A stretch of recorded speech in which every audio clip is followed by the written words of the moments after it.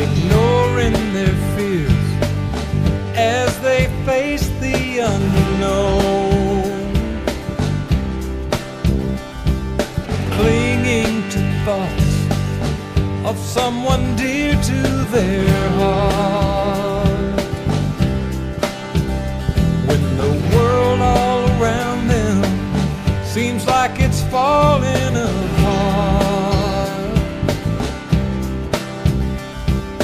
they will face danger, but they've made a choice, and they're not running away.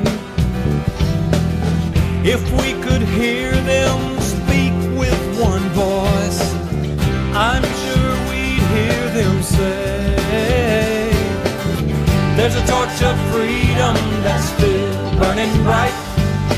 We will remember the light. In a world of darkness, we'll stand for what's right. We will remember the light.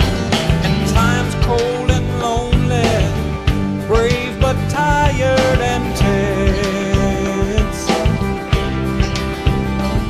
still keeping the faith when nothing seems to make sense. They carry a spark, a glimmer of hope. It's darkest before the dawn. Though some may stumble